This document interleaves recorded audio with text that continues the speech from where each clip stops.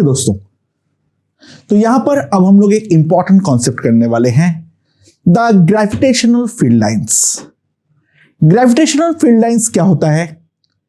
It is the pictorial representation of gravitational field. ठीक है, तो हम लोग जो फील्ड लाइंस ड्रॉ करेंगे, उस फील्ड लाइन को ड्रॉ करने का मेन फंडा दो है। उस फील्ड लाइन पे अगर हम कोई एक टेंजेंट बनाते हैं, वो टेंजेंट हमें उस पर्टिकुलर पॉइंट पे आई वेक्टर का डायरेक्शन दिखाएगा। और दूसरा जो ग्रेविटेशनल फील्ड लाइन का डेंसिटी होगा, यानी number of field lines per unit volume जो होगा, वो हमारा जो ग्रेविटेशनल इंटेंसिटी है उस चीज के साथ प्रोपोर्शनल होने वाला है। अब पर यूनिट वॉल्यूम भी हो सकता है, पर यूनिट एरिया भी हो सकता है, वो तो डिपेंड करता है हम किस तरीके से काट रहे हैं, वो हम अलग अलग केस में देखेंगे। लेकिन उसका जो भी डेंसिटी होगा वो हमारा ग्रेविटेशनल इंटेंसिटी के साथ प्रोपोर्शनल होने वाला है। ठीक है, अच्छा, ग्रेविटेशनल फील्ड लाइन का जो सबसे इंपॉर्टेंट प्रॉपर्टी है, GFL always originate from infinity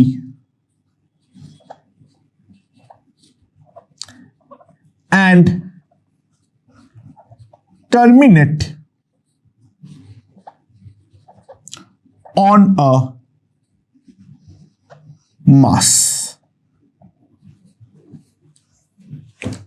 कोई भी ग्रेविटेशनल फील्ड लाइन होगा वो हमेशा हमारा इंफिनिटी से ओरिजिनेट करेगा और फाइनली जो है वो हमारा टर्मिनेट जो करेगा वो कोई ना कोई एक मास के साथ करने वाला, मास के ऊपर करने वाला है।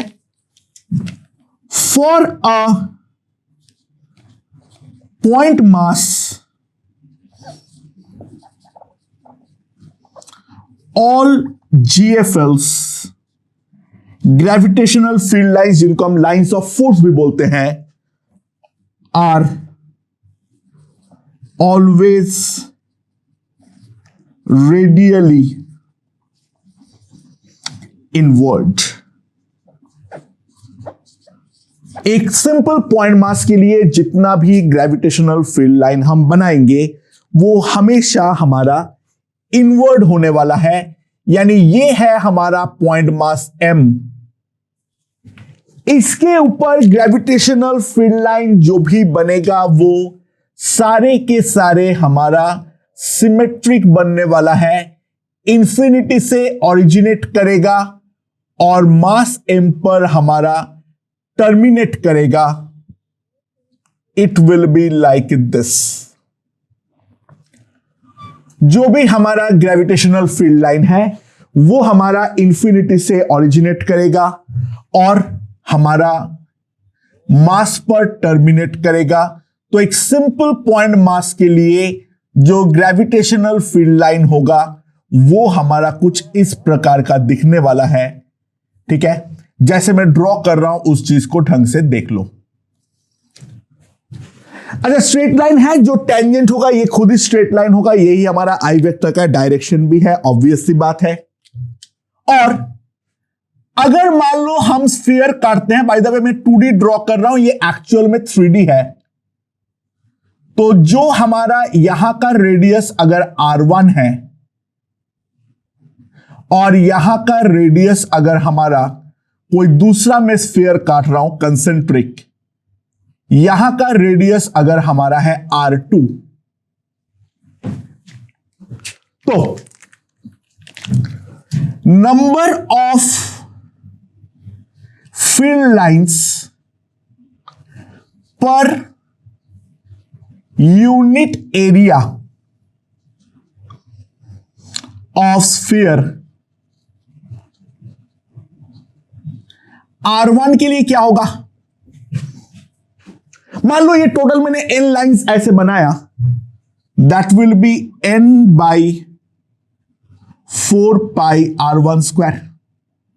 टोटल सरफेस एरिया है 4 पाई R1 square, total n lines उसमें थ्रू पास कर रहा है, तो पर यूनिट एरिया जो उसका डेंसिटी होगी that will B n by pi r1 square.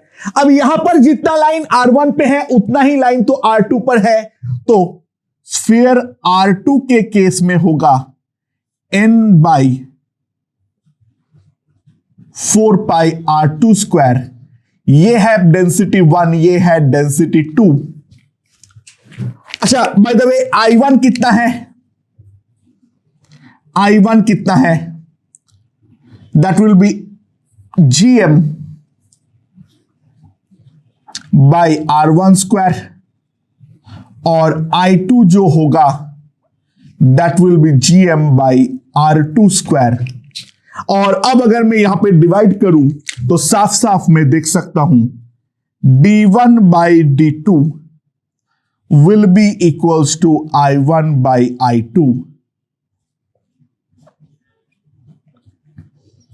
So D is proportional to I, यानी जो हमारा डेंसिटी है वो हमारा ग्रेविटेशनल इंटेंसिटी के साथ प्रोपोर्शनल है, वो हम लोग यहां से साफ साफ देख सकते हैं। तो पॉइंट मास के लिए हमारा ग्रेविटेशनल फील्ड लाइन किस तरीके से होगा, मेरे ख्याल से वो हमारा समझ में आ चुका है। Some important properties, some important properties of GFL। क्या क्या इंपॉर्टेंट प्रॉपर्टीज है? नंबर 1, अगर मान लो कोई भी एक ग्रेविटेशनल फील्ड लाइन है, ठीक है, एक मास को अगर मैं रेस्ट पर इसके ऊपर रख देता हूं, M will move along the gravitational field line. Gravitational field line के अलोंग ही M का हमारा फोर्स लगने वाला है। तो अगर मैं कोई ग्रेविटेशनल फील्ड लाइन के ऊपर एक पॉइंट मास को रख देता हूं, तो वो पॉइंट मास जिस फील्ड लाइन के ऊपर तुमने रखे हो उसी फील्ड लाइन को पकड़ के अनंत काल तक हमेशा चलता रहेगा। Point number 1। दूसरा, two GFL can never intersect each other। दो ग्रेविटेशनल फील्ड लाइन कभी भी एक दूसरे को इंटरसेक्ट जो है वो हमारा नहीं कर सकता है। यानी एक ग्रेविटेशनल फील्ड लाइन ऐसा हो, एक ग्रेविटेशनल फील्ड लाइन ऐसा हो, this is completely impossible. Third point ये क्यों है अभी समझ में नहीं आएगा, बाद में समझाऊंगा। Gravitational field line can never form a closed loop. Gravitational field line जो है वो कभी भी एक क्लोज्ड लूप जो है वो हमारा नहीं बना सकता है। यानी ऐसा पॉसिबल नहीं है जो इस तरीके से कोई हमारा ग्रेविटेशनल फील्ड लाइन हो। This is due to fact, अभी मैं स्टेट कर दे रहा हूं, बाद में मैं प्रूफ करूंगा। This is due to the fact gravitational field is a conservative field. जो हमारा ग्रेविटेशनल फील्ड है वो हमारा कंजर्वेटिव फील्ड है। So these three are the important properties regarding the gravitational field lines, जिसके बारे में हमें पता होनी चाहिए। अच्छा, मान लो अब हमारे पास दो मास है, एक M ऐसा और एक M ऐसा। तो इन दैट केस हमारा ग्रेविटेशनल फील्ड लाइन कैसे होंगे? ठीक है, अच्छा देखो, ये कंप्लीटली एक्सपेरिमेंटल है, लोगों ने प्लॉट किया है। हम पहले प्लॉट कर लेते हैं, बाद में उसको एक्सप्लेन करेंगे। अच्छा, बीच वाला जो मिड पॉइंट है, इस पर हमारा कोई भी ग्रेविटेशनल फील्ड नहीं होगा, तो कोई भी फील्ड लाइन इस मिड पॉइंट को क्रॉस नहीं करने वाला है। पहला नंबर पॉइंट ये, इस चीज के ऊपर हमें ध्यान रखनी पड़ेगी। तो यहां पर ऐसा एक वर्टिकल लाइन जो है वो सबसे पहले बना लो, ठीक है। नाउ उसके बाद यहां पर लेफ्ट हैंड साइड में इस फील्ड लाइन का प्रॉपर्टी कुछ इस प्रकार से होता है, सारे इंफिनिटी से आएगा और एम पर हमारा टर्मिनेट करेगा। और क्योंकि दोनों का मास इक्वल है तो एग्जैक्टली आइडेंटिकली यहां पर भी एग्जैक्टली वैसे ही बना लो, ठीक है।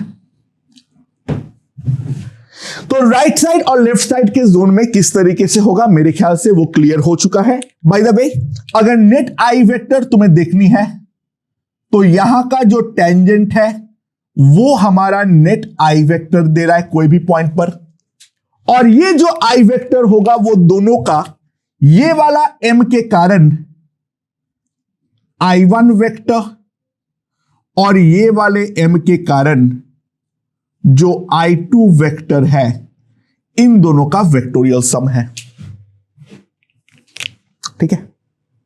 ये वाला I वेक्टर जो है ये I1 वेक्टर और I2 वेक्टर का वेक्टोरियल सम है, ठीक है। नाउ बीच वाले जोन पे कैसे बनाना है उस पर ध्यान दो।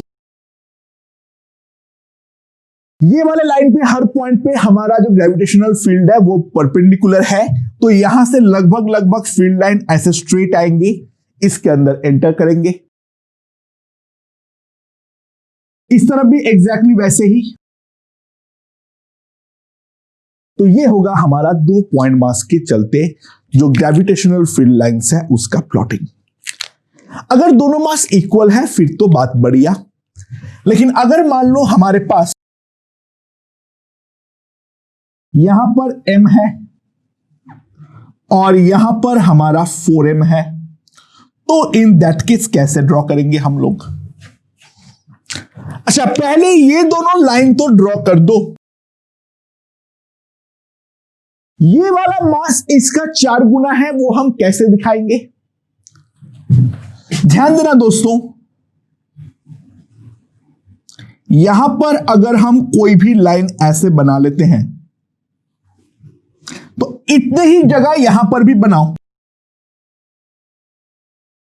जितने जगह यहां पर बनाया उतनी जगह यहां पर बनाओ। बीच वाला लाइन को भूल जाओ। यहां पर तुम अगर एक लाइन ड्रॉ किए हो तो इतनी ही जगह पर यहां पर 4 लाइन ऐसे और इतनी ही जगह पर 4 लाइन इस तरीके से बनाओ। इससे यह मालूम पड़ रहा है ये वाला मास इस वाले मास का 4 गुना है। ये बीच वाला लाइन को कंसीडर मत करना। यहां पर 2 लाइन की जगह पर यहां पर 8 लाइन है, तो मास जो है वो हमारा 4 टाइम्स है। अच्छा, यहां पर जो हमारा वर्टिकल वाला लाइन है वो कहां पर होगा, वो ऑब्वियसली m की तरफ बनने वाला है, ठीक है। तो उसके बाद जो होगा 2 लाइन बनाओ, तो यहां पे नंबर ऑफ लाइंस हमें बहुत ही ज्यादा बनाना पड़ेगा। हम इस तरीके से इसको रिप्रेजेंट करने वाले हैं। समझ में आया? राइट। अच्छा, एक बात ध्यान देना, m के नजदीक जो होगा वहां पे फील्ड लाइंस नेट पे लगभग स्फेरिकल होगा अकॉर्डिंग टू m, और यहां पर भी लगभग स्फेरिकल होगा अकॉर्डिंग टू 4m। उसके बाद जो है जितना ज्यादा दूर जाओगे, जो हमारा नॉर्मल ऐसा प्यारा फील्ड लाइन है उसका डिस्टॉर्शन हमें ज्यादा मिलना चालू होगा, ठीक है। 4m से डिस्टॉर्शन कंपैरेटिवली कम होगा एज कंपेयर टू m, जिसका मास ज्यादा होगा उसके खुद के फील्ड लाइंस पे डिस्टॉर्शन जो है वो डेफिनेटली हमारा कम होने वाला है। इस बात पे ध्यान रखना, ठीक है। वो ड्रॉ करना हमारे लिए एग्जैक्टली पॉसिबल नहीं है, बस एक बात ध्यान रखो, जिसका मास ज्यादा उसका उसके विसिनिटी पे जो फील्ड लाइंस का डिस्टॉर्शन होगा वो डेफिनेटली हमारा कम होने वाला है। ओके, अच्छा, तो ये हमारा basic field lines for point masses जो है वो हम लोग ड्रॉ करना सीख गए हैं। अब अगर हम लोग हॉलोस्फीयर के बारे में देखें, ठीक है, अब अगर हम लोग हॉलोस्फीयर के बारे में देखें तो हॉलोस्फीयर के अंदर तो कोई भी फील्ड होता ही नहीं है, तो अंदर कोई फील्ड लाइन हमारा पास नहीं करेगा, यह है हमारा आर। बट उसके बाहर हम जानते हैं जो नॉर्मल वो पॉइंट मास की तरह बिहेव करता है, तो यहां पर इस तरीके से रेडियली सिमेट्रिकली हमारा इनवर्ड होने वाला है, तो that will be like this, ठीक है। जो हमारा नॉर्मल पॉइंट मास का होता है वही हमारा इसका भी होगा, और ये सारे के सारे जो है ये फील्ड लाइंस हमारा रेडियल होने वाला है, यानी ये सेंटर के थ्रू पास करेगा। अब अगर हम लोग सॉलिड स्फीयर के बारे में देखें, अच्छा, सॉलिड स्फीयर में अंदर और बाहर दोनों पे हमारा ग्रेविटेशनल फील्ड होता है। हां, ऑब्वियस सी बात है, वेरिएशन चाहे कैसा भी हो, वेरिएशन चाहे कैसा भी हो, यहां पर जो फील्ड लाइंस होंगे सेंटर के अलावा हर पॉइंट पे ग्रेविटेशनल फील्ड जो है वो हमारा नॉन जीरो होता है। तो सॉलिड स्फीयर में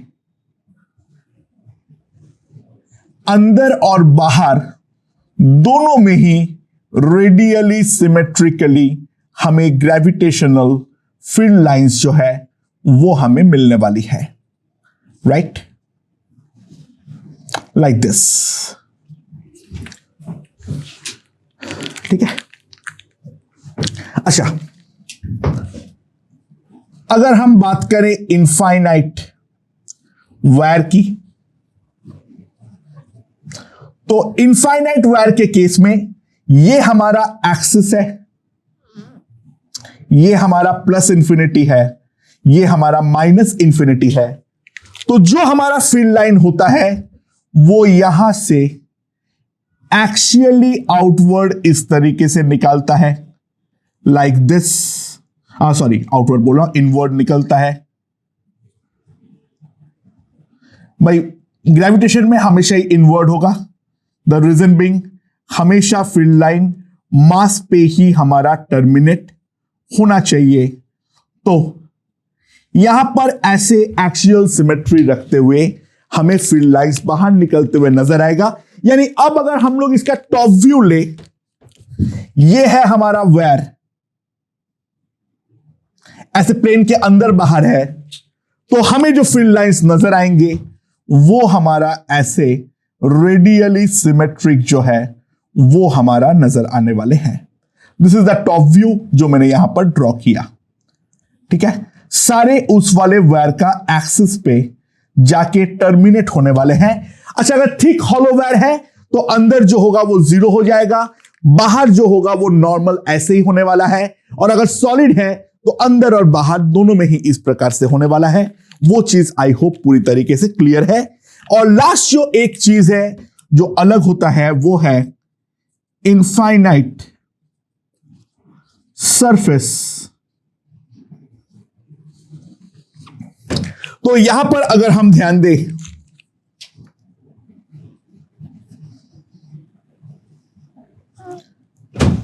क्योंकि यहां पर ग्रेविटेशनल फील्ड लाइन हमारा डिस्टेंस इंडिपेंडेंट होता है, so what we get is the parallel field lines like this, जो हमारा सरफेस पे टर्मिनेट होता है लाइक दिस, और उल्टे डायरेक्शन में भी कोई फर्क नहीं पड़ता है, हमें इस तरीके से ग्रेविटेशनल फील्ड लाइंस मिलते हैं जो हमारा सरफेस पे आके टर्मिनेट करता है। तो ग्रेविटेशनल फील्ड लाइंस के बारे में एक बेसिक जो आइडिया है वो दोस्तों मेरे ख्याल से यहां पर हमारा लग चुका है। अब हम लोग एक इंपॉर्टेंट टर्म डिफाइन करेंगे, that is the flux, gravitational flux. Okay दोस्तों, तो अगला चीज देखते हैं, that is very very important, that is called the gravitational flux. Okay, now what is mean by gravitational flux? अच्छा, फ्लक्स क्या होता है पहले उस बात को समझो। सपोज करो कोई एक जगह पे बारिश हो रही है, मान लो मैंने एक कटोरा लेके वहां पर पहुंच गया, तो बारिश के बूंदे कटोरे के मुंह के थ्रू एंटर करते हुए हमारा जो कटोरा है उसके अंदर पानी इकट्ठा होगा। तो जितने बारिश के बूंदे मेरे कटोरे के मुंह को थ्रू पास हो रहा है उसको हम बोलेंगे उस बारिश का फ्लक्स। ठीक है, सो मान लो कोई एक जगह पे ग्रेविटेशनल फील्ड लाइंस कुछ इस प्रकार से है। ठीक है, समझ में आया? नाउ अब क्या है हमारा, यहां पर इस वाले के थ्रू एक बहुत छोटा सा एरिया जिसका एरिया है ए दिए, वो यहां पर रखा मैंने। तो ये जो हमारा एरिया है, ये वाला एरिया का डायरेक्शन हम क्या लेते हैं हमेशा, आउटवर्ड नॉर्मल, यानी this is the area vector, that is d vector. The direction of area is always taken as the outward normal, जो कि यहां पर रिप्रेजेंट हो रहा है वाया डी वेक्टर। ठीक है, मान लो जो ग्रेविटेशनल फील्ड का इंटेंसिटी है वो है हमारा आई वेक्टर, तो ग्रेविटेशनल फ्लक्स जो होती है, gravitational flux d phi is equals to I vector dot D A vector. ठीक है, समझ में आया? ये हमारा क्या रिप्रेजेंट कर रहा है, number of field lines crossing through the area. ठीक है, नाउ सपोज करो हमारा यहां पे कोई एक मास है m।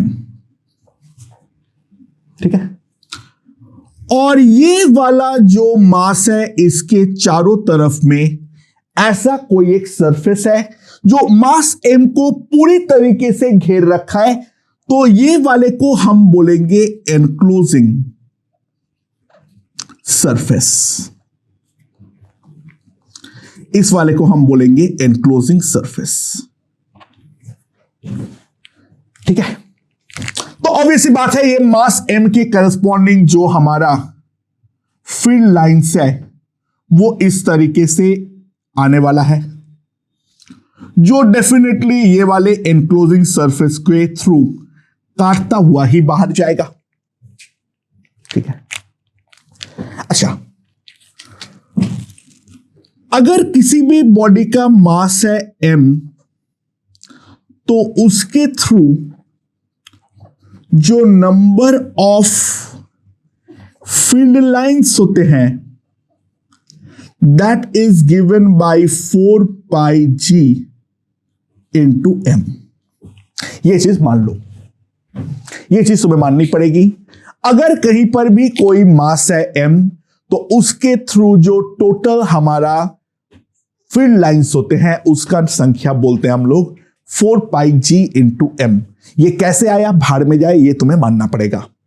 ठीक है, और ध्यान दो यहां पर जितने भी फील्ड लाइंस है वो सारे के सारे हमारा ये सरफेस को काटता हुआ जाएगा। तो यहां पर अगर हमारा आई वेक्टर है और यहां पर अगर हमारा डीए वेक्टर है तो फ्लक्स जो है इसके through d phi that is equals to I vector dot d A vector. ठीक है, तो नेट फ्लक्स जो आएगा that is integral I vector dot d A vector, और इसको हम बोलते हैं क्लोज्ड इंटीग्रल, यानी पूरे के पूरे सरफेस के थ्रू हम लोग नेट पे इसको इंटीग्रेट करने वाले हैं। तो एक तो हमारा नंबर ऑफ फील्ड लाइंस आ गया है 4 पाई जी इंटू एम, ये हमारा इस मास के करस्पॉन्डिंग फ्लक्स है, और दूसरा हमारा बाय डेफिनेशन फ्लक्स आ गया integral I dot D A. ये वाला इंटीग्रेशन को हम बोलते हैं क्लोज्ड इंटीग्रल, यानी पूरा एक क्लोज सरफेस के अलोंग हम यहां पर इंटीग्रेट करते हैं। ठीक है, according to the circulation law, according to the circulation law, ठीक है। अच्छा, क्योंकि यहां पे आई वेक्टर और डीए वेक्टर हमेशा आपस में ऑब्ट्यूज एंगल बनाएगा, तो integral I vector dot d A vector is always equals to minus 4 pi g into m enclosed।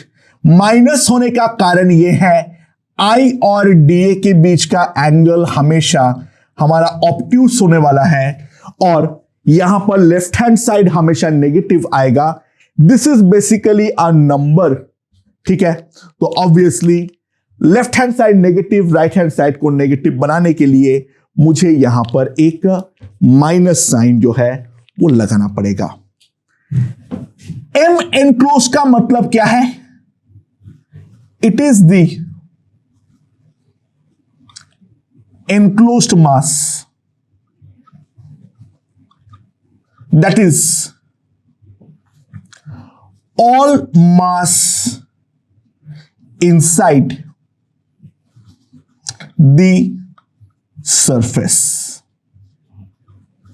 उस सरफेस के अंदर जितना भी हमारा मास रहेगा उसको हम बोलेंगे एम एनक्लोज्ड। यानी मान लो यहां पर अगर हमारा मास है m1, यहां पर मास है m2 और यहां पर मास है हमारा m3, तो मास एनक्लोज्ड जो आएगा, mass enclosed will be equals to m1 plus m2। m3 जो है वो हमारा बाहर का मास है। ध्यान देना, any mass outside the surface, any mass that is outside the surface can never contribute towards flux।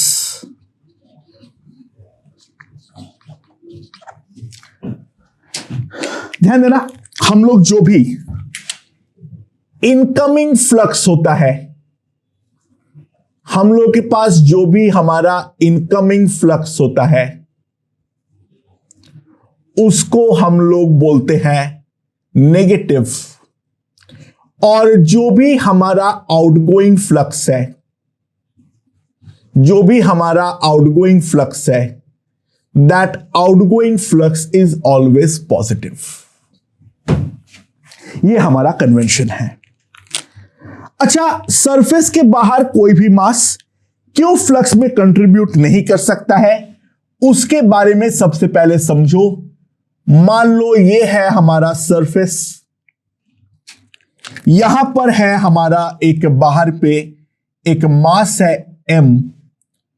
क्योंकि फील्ड लाइन कभी भी क्लोज लूप हमारा नहीं बना सकता है, तो ये m का जो भी फील्ड लाइन आया, मान लो ऐसे कैसे भी करके आया, I don't know, I don't need to know, ये पॉइंट मास होना भी जरूरी नहीं, जैसा भी है। तो ध्यान देना, यहां पर जितने बार इनकमिंग होगा उतने ही बार तो यहां पर आउटगोइंग होगा, तो नेट फ्लक्स जो आ जाएगा that will be equals to 0। तो सरफेस के बाहर कोई भी मास कभी भी हमारा फ्लक्स में कंट्रीब्यूट नहीं कर सकता है। तो जो भी हमारा अंदर का मास है केवल वही चीज हमारा ग्रेविटेशनल फील्ड में, ग्रेविटेशनल फ्लक्स में कंट्रीब्यूट करेगा। अच्छा, बट ध्यान देना, तो क्या यहां पर से जो हमारा आई आएगा वो क्या केवल m1 और m2 के चलते आएगा या m1, m2 और m3 तीनों के चलते आएगा? जवाब है, देखो m3 बाहर है या अंदर है उससे कोई फर्क नहीं पड़ता है। कोई भी एक पॉइंट पर जो हमारा आई वेक्टर होगा that is due to all m1, m2 and m3, not only m1 and m2। देखो ध्यान देना, ये दोनों, ये integral I dot D A और इधर का टर्म, दोनों में कोई भी डायरेक्ट संबंध तो हमारा है ही नहीं। एक नंबर ऑफ फील्ड लाइंस पे डिपेंड करता है जो मास के ऊपर आता है, और दूसरा तो हमारा फ्लक्स का जेनरिक डेफिनेशन से आता है, वो हमारा आई डॉट डी ए। तो यहां पर जो आई वेक्टर निकलेगा वो नेट में तीनों मास का जो कंट्रीब्यूशन होने के बाद जो आई वेक्टर होगा वो उसके अकॉर्डिंग आने वाला है। हां, बट जो हमारा नंबर ऑफ फील्ड लाइंस है उस पर ध्यान देना, कोई भी बाहर का मास कभी भी फ्लक्स जनरेट नहीं कर सकता है। तो यहां पर हम लोग मास एनक्लोज लेंगे, यानी केवल अंदर का मास लेंगे, लेकिन जो फील्ड लाइंस होगा वो डेफिनेटली यहां पर अगर हमारा पॉइंट है तो m1 के चलते यहां पर जो i1 वेक्टर है, m2 के चलते यहां पर जो i2 वेक्टर है, और m3 के चलते यहां पर जो i3 वेक्टर होगा। यहां का net vector i vector will be taken as i1 vector plus i2 vector plus i3 vector. That will give me the net I vector। केवल i1 plus i2 वो चीज नहीं है, ठीक है। तो सर्कुलेशन लॉ जो है वो हमारा कुछ स्टैंडर्ड फिगर्स का जो ग्रेविटेशनल फील्ड है वो निकालने के लिए हमारा मदद करता है, ठीक है। देखो, हॉलो स्फीयर और सॉलिड स्फीयर को हम सेंटर पे कंसेंट्रेट कर सकते हैं, ये हम लोगों ने स्टेट तो किए थे लेकिन प्रूफ डेफिनेटली नहीं किए थे। अब with the help of the circulation law हम वो प्रूफ करने वाले हैं। ओके दोस्तों, अब हम लोग क्या करेंगे, हम लोग निकालेंगे ग्रेविटेशनल फील्ड्स। बहुत ही कुछ लिमिटेड फिगर्स है जिनके ग्रेविटेशनल फील्ड हम लोग सर्कुलेशन लॉ के सहारे निकाल सकते हैं। जो फिगर में स्पेसिफाई कर दूंगा उनके अलावा सर्कुलेशन लॉ लगाने का तुम्हें कोई फायदा नहीं मिलेगा, क्योंकि बहुत ही ज्यादा सिमेट्रिक फिगर अगर नहीं है तो सर्कुलेशन लॉ बेसिकली हमारे लिए यूजलेस है। तो सर्कुलेशन लॉ के लिए सबसे पहली बात तो यह है, हमें आई वेक्टर का डायरेक्शन को पहले से प्रेडिक्ट करके रखना पड़ेगा, ठीक है। और आई वेक्टर का डायरेक्शन हम प्रेडिक्ट कर सकते हैं for very very highly symmetric figures के लिए।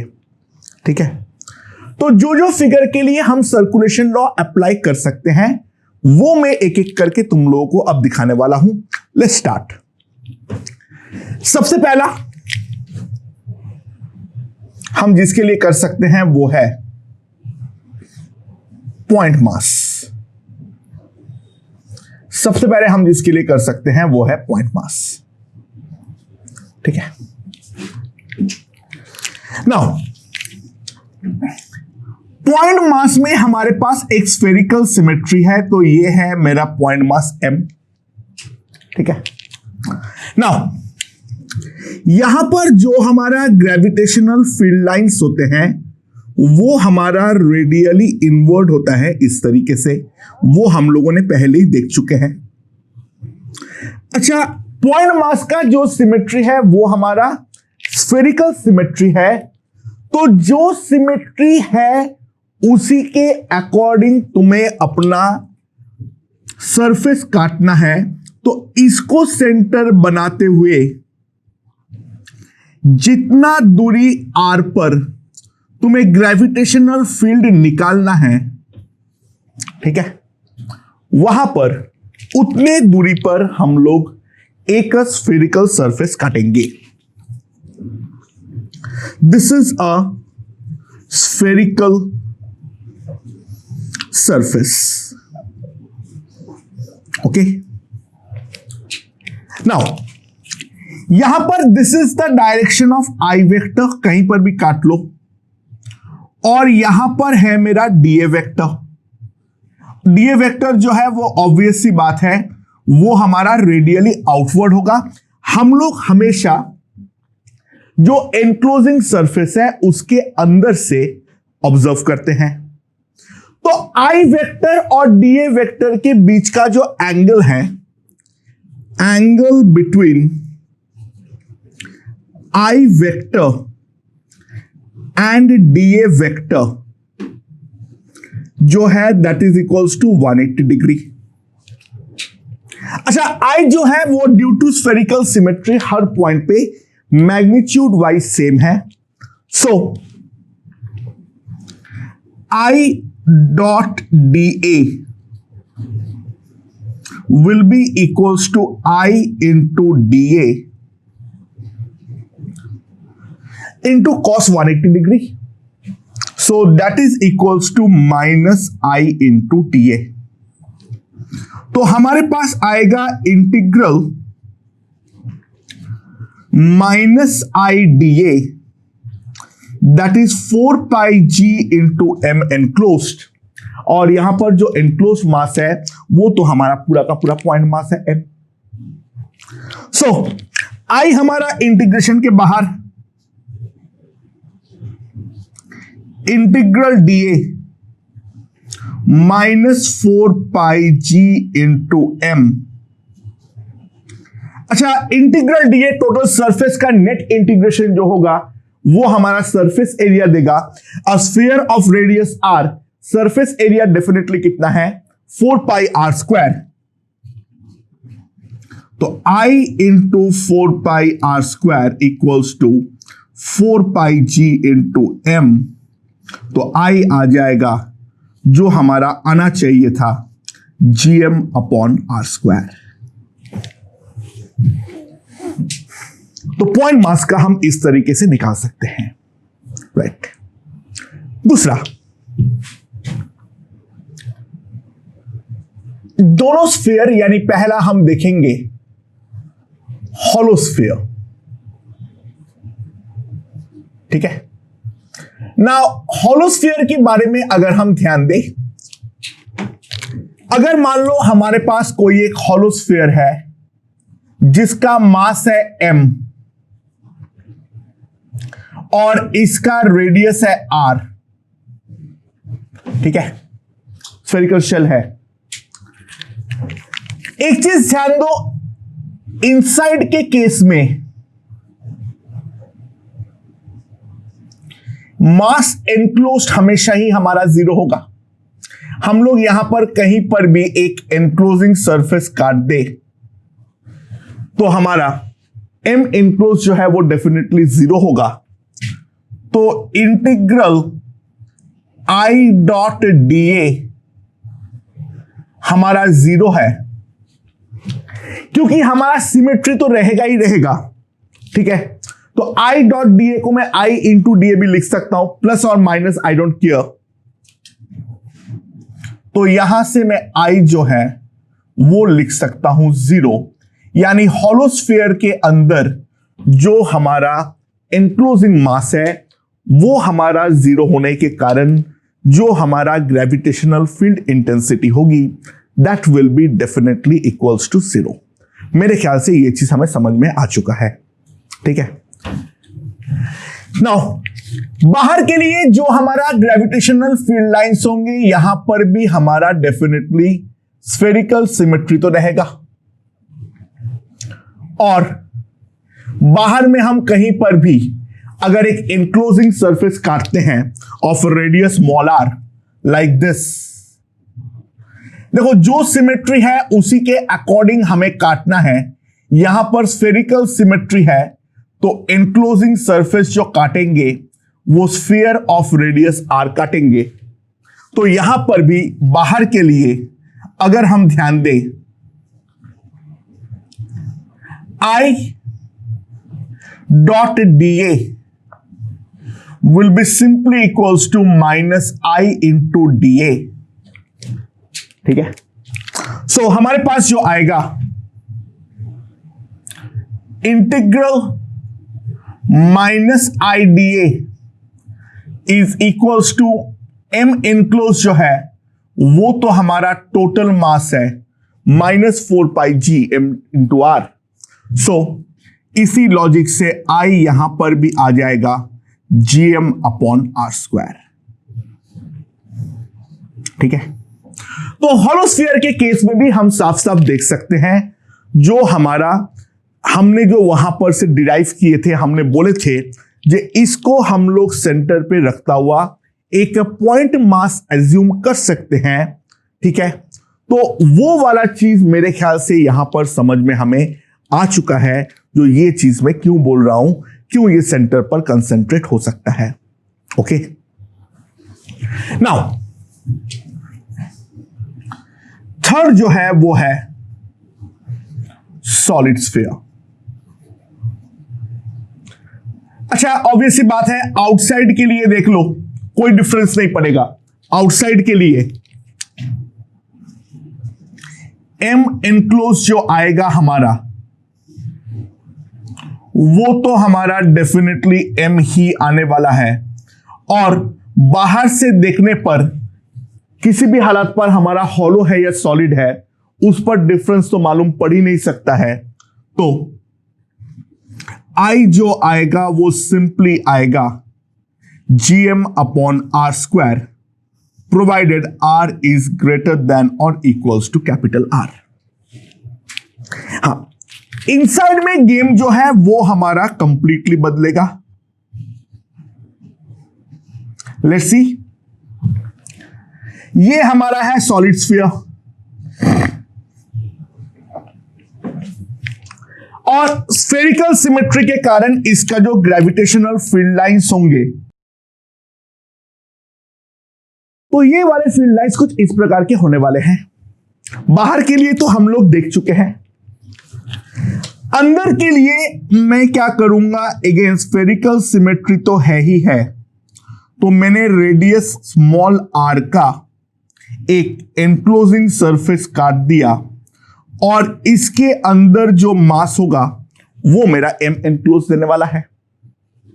ठीक है, अच्छा, मास पर यूनिट वॉल्यूम रो कितना है, m/4/3 पाई आर क्यूब,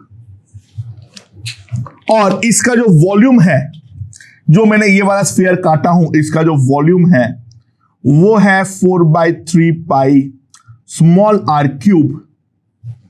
तो m एनक्लोज जो आएगा that will be simply rho into v, that is m small r cube upon capital R cube,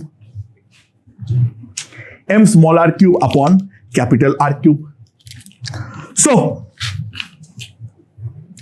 again I vector और डी वेक्टर के बीच का angle जो है वो तो 180 डिग्री होगा ही होगा। तो minus I into integral d A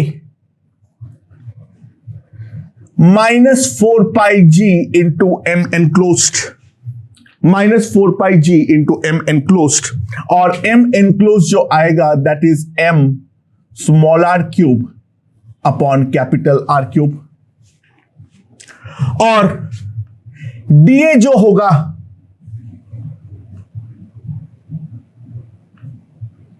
that is 4 pi small r square. तो ये आ जाएगा that is equals to 4 pi G m small r cube upon capital R cube, right. तो हमारे पास आई जो आ जाएगा that will come out to be G M r upon R cube. ये हमारे पास इनसाइड का ग्रेविटेशनल फील्ड आ जाएगा यहां पर for r less than R. तो जो हम लोगों ने वहां पर निकाले थे एग्जैक्टली सिमिलरली यहां पर भी हम निकाल सकते हैं। अच्छा, फोर्थ इंपॉर्टेंट फिगर जो है वो है हमारा इनफाइनाइट वायर। तो अगर हमारे पास कोई एक इनफाइनाइट वायर है, अच्छा इनफाइनाइट वायर में क्या सिमेट्री होता है, वहां पर हमारे पास सिलिंड्रिकल सिमेट्री है यानी एक्सियल सिमेट्री है। तो अगर कहीं पर हमारा जो है एक्सियल सिमेट्री है यानी सिलिंड्रिकल सिमेट्री है, तो सिंपली एक काम करो, इसका फील्ड लाइंस कैसा है, इस तरीके से है, हाँ कि ना। तो हम क्या करेंगे, जितना दूरी पे हमें फील्ड निकालना है उतना रेडियस का एक सिलेंडर बनाओ, और जो हमारा सिलेंडर का एक्सिस होगा वही एक्सिस पर हमारा वायर लाई करना चाहिए। मान लो ये वाला सिलेंडर का जो रेडियस है वो रेडियस है r, और इसका जो लेंथ है वो लेंथ है हमारा l, ठीक है, समझ में आया? तो इसका मास पर यूनिट लेंथ था लैम्डा, तो m एनक्लोज जो आएगा that will be equals to lambda l। अच्छा, यहां पर और एक चीज ध्यान दो, जो हमारा डीए वेक्टर होगा वो हमारा इस तरीके से होगा, और ये हमारा आई वेक्टर है। तो अगेन आई और डीए के बीच का जो एंगल है वो है 180 डिग्री। देयरफॉर माइनस आई into integral DA minus 4 pi G into lambda L. Now यहां पर अब मेरे पास क्या आ जाएगा, area. So this is the curved surface area of the cylinder. So that will be 2 pi RL. So that will be minus 4 pi G lambda L. So मेरे पास जो I आ जाएगा that will be equals to 2G lambda upon R. तो infinite wire का जो हमारा field intensity है वो हम लोग यहां पर निकाल चुके हैं। अच्छा, मैं ज्यादा कुछ नहीं बोलूंगा। हॉलो इनफाइनाइट थिक वायर अगर है, ठीक है,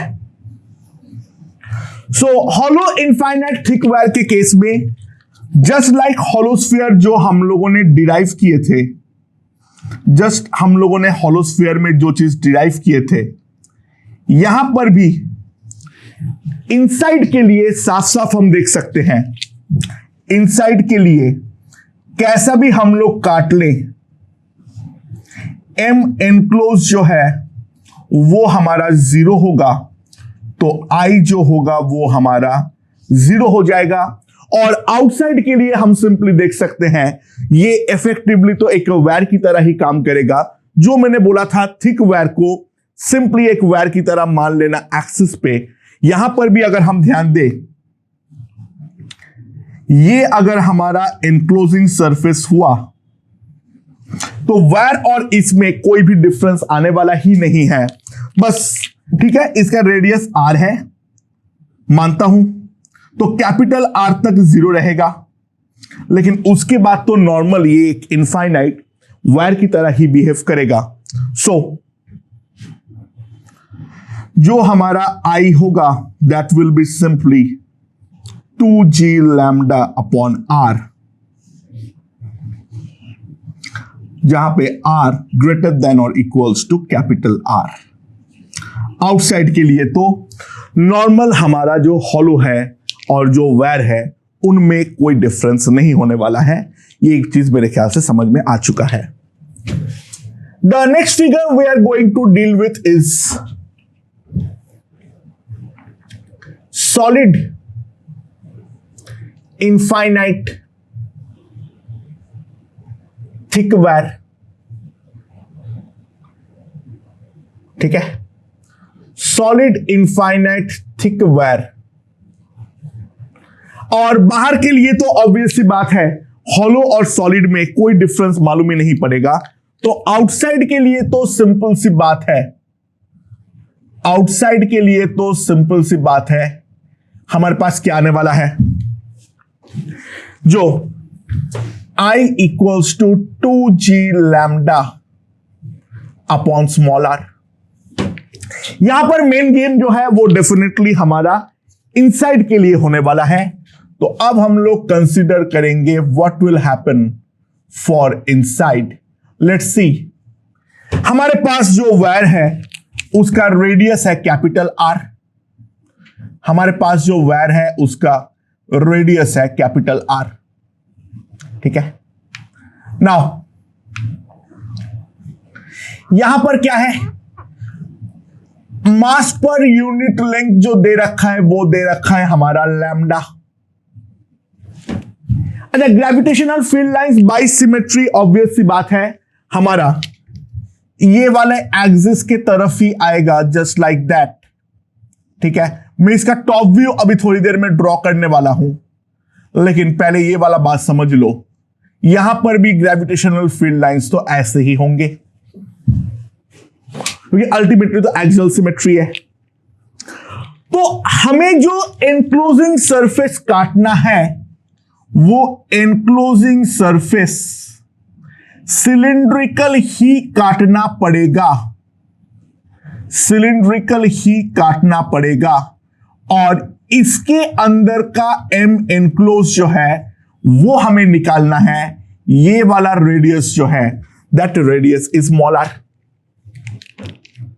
ठीक है, अच्छा, इसका अगर मैं टॉप व्यू ड्रॉ करूं तो दिस इज कैपिटल R, और जो हमारा एनक्लोजिंग सरफेस है वो है मेरा स्मॉल r का, और इसके अंदर का मास जो है वो हमें देखना है।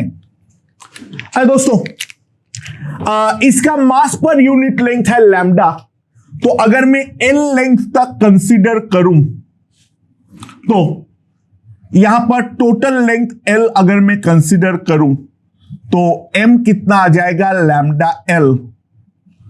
तो डेंसिटी, वॉल्यूम डेंसिटी जो आएगा that is mass by volume M in divided by the total volume of the cylinder, that is the mass per unit volume. So, density rho will come out to be lambda upon pi r square. That is simple. That is a mass per unit area. A mass per unit length divided by the cross-sectional area will give me the mass per unit volume, that is rho. और यहां पर rho आ जाने के बाद ये वाला जो चीज है इसका वॉल्यूम V हमारे पास कितना आएगा? That will be simply equal to pi small r square into L. तो अंदर जो मास हमारा एनक्लोज्ड होगा, m enclosed, that will be equals to rho into v, तो lambda l r square by capital R square. अच्छा, gravitational field lines अगर मैं ध्यान दूं, वो तो मेरा इसी तरीके से काटेगा, तो यहां पर भी हमारा जो a वेक्टर होगा और जो I वेक्टर होगा और जो dA वेक्टर होगा, इनके बीच का एंगल जो आएगा दैट विल बी 180 डिग्री। तो minus I integral dA minus 4 pi g lambda l r square by capital R square, और जो एरिया होगा वो होगा 2 pi small r into L, तो मेरे पास आ जाएगा I into 2 pi small r into L.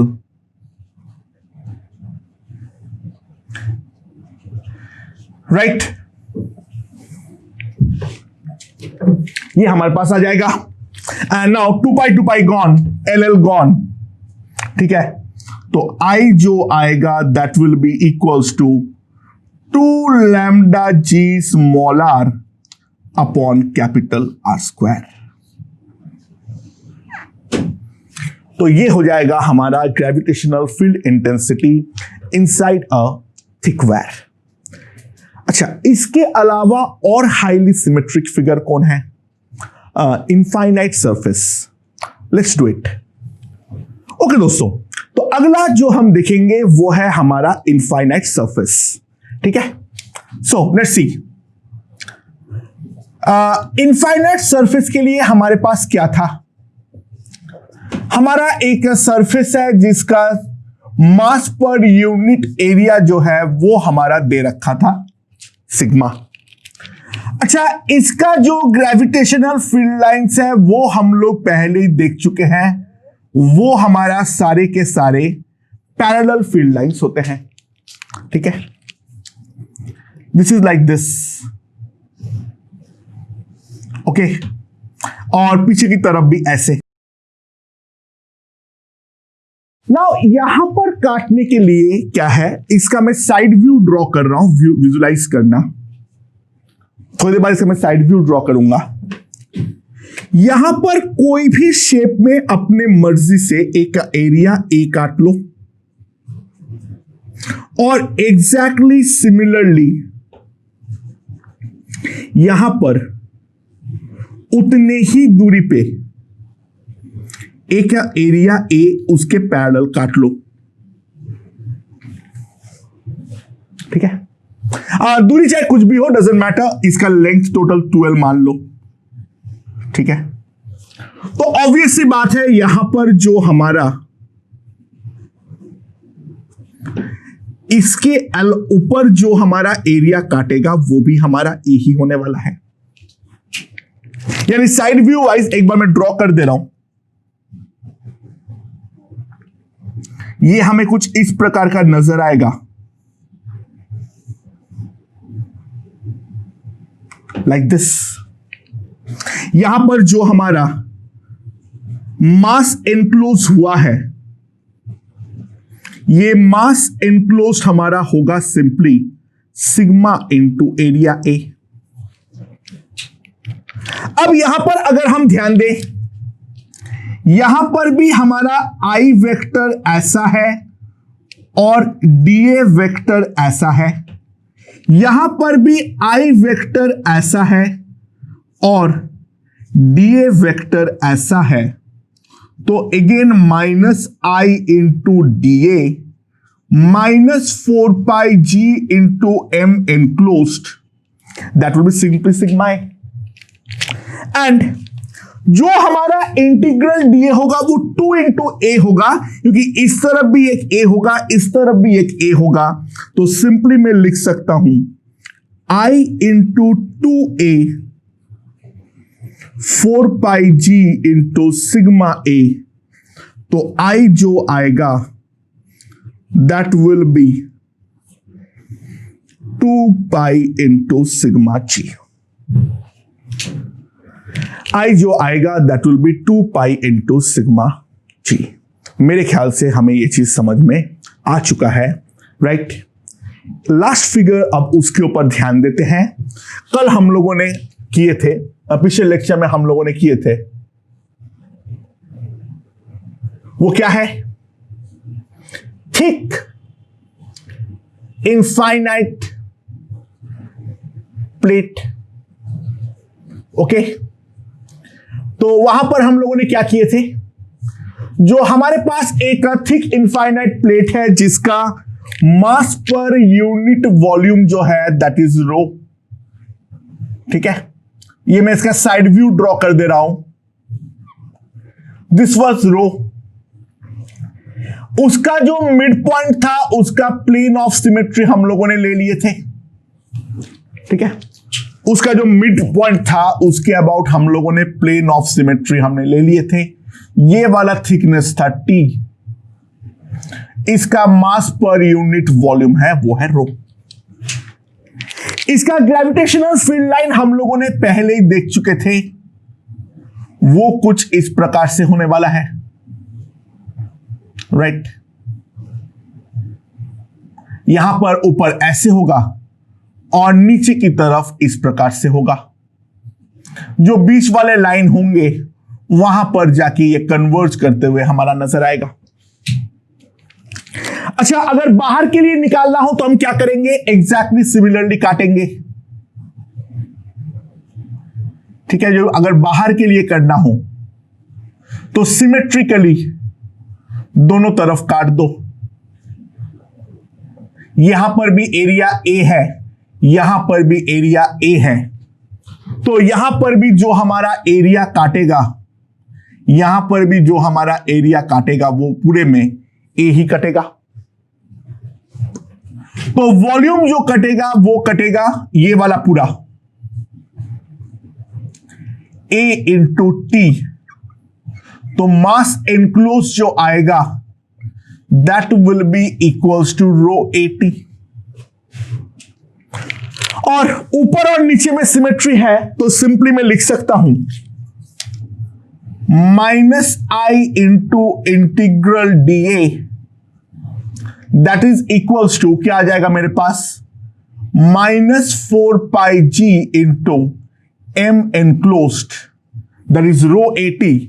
Integral DA is nothing but 2A. So I मेरे पास क्या आ जाएगा? I into 2A 4 pi G into rho AT। तो I मेरे पास आ जाएगा 2 pi row T into G। And this is done for outside. अच्छा, अंदर के लिए हम क्या करने वाले हैं? अंदर के लिए हम क्या करने वाले हैं? अच्छा, बाहर का ये रिजल्ट हमें याद होनी चाहिए।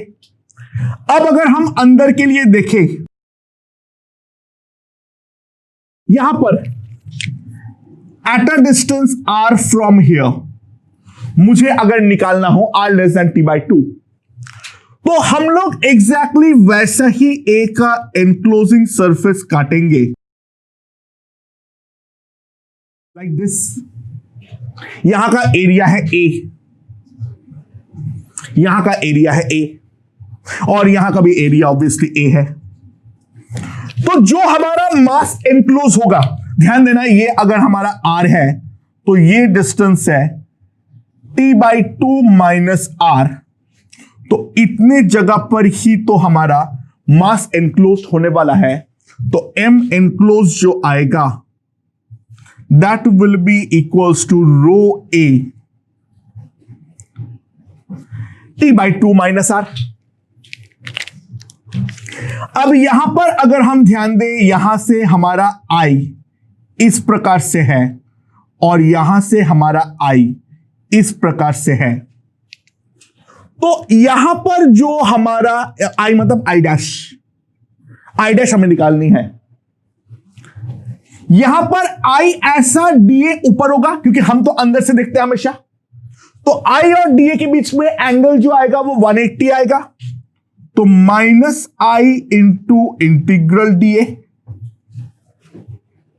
और यहां पर अगर हम देखें आई डैश और डी ए डैश में एंगल हमारा सेम होगा, यानी 0 डिग्री होगा, plus I dash into integral d A -4 pi G रो ए। अरे यहां पे प्लस और माइनस में गलती मत करना, डी ए वेक्टर यहां पर ऐसा है और यहां पर ऐसा ही है, यहां पे एंगल जो होगा वो 0 डिग्री होगा। तो इंटीग्रल डी ए है, इंटीग्रल डी ए है, तो I dash minus I -4 pi G rho T/2 minus R. So I जो आएगा मेरे पास, आई डैश जो आएगा I 2 pi rho T G -4 पाई T/2 माइनस आर। कितना आएगा? This will be equals to 2 pi rho G, common ले लो, T minus T plus 2r। So T is gone, T चला गया, तो क्या आ जाएगा मेरे पास? 4 पाई rho G into R. That will be the value of I dash inside the thick shell, thick plate, जो हम लोगों ने पिछले लेक्चर में निकाले थे। तो इन फिगर्स के अलावा और कहीं पर भी सर्कुलेशन लॉ को लगाने के बारे में मत सोचना। मैं एक चीज को फॉर्मलाइज कर दे रहा हूं, सर्कुलेशन लॉ, ठीक है, सर्कुलेशन लॉ लगाने के लिए हमारे पास 3 सिमेट्री में से, ठीक है, कोई एक सिमेट्री होनी चाहिए। सबसे पहला पॉइंट ऑफ सिमेट्री, ठीक है। पॉइंट ऑफ सिमेट्री कहां पर होता है? In the case of sphere, यानी we are talking about spherical symmetry, वहां पे एनक्लोजिंग सरफेस भी हमें कंसेंट्रिक स्फीयर काटना पड़ेगा। दूसरा जो है वो है हमारे पास एक्सिस ऑफ सिमेट्री, यानी I am talking about the cylindrical symmetry, और वहां पर भी जो हमारा एनक्लोजिंग सरफेस होगा वो हमारा कोएक्सियल सिलेंडर ही होना चाहिए। या फिर थर्ड जो है इंपॉर्टेंट, वो है plane of symmetry. Plane of symmetry में हमें पैरेलल प्लेन ही काटना पड़ेगा। हां, पैरेलल प्लेन का shape will not matter, plane of symmetry में हमें जो काटना पड़ेगा वो पैरेलल प्लेन ही काटना पड़ेगा। ये वाले प्लेन के पैरेलल ही हम लोगों ने ये दोनों प्लेन काटे थे। इन केसेस के अलावा सर्कुलेशन लॉ लगा के फील्ड हम नहीं निकाल पाएंगे। सबसे पहले ये दिमाग पे अपना क्लियर कर लिया जाए। विद दिस, जो ग्रेविटेशनल फील्ड लाइंस है और उसके करस्पॉन्डिंग जो हमारा सर्कुलेशन लॉ है वो हमारा समाप्त होता है। तो फील्ड के रिगार्डिंग एक आध क्वेश्चंस जो है वो अब हम कर लेते हैं। Let's see.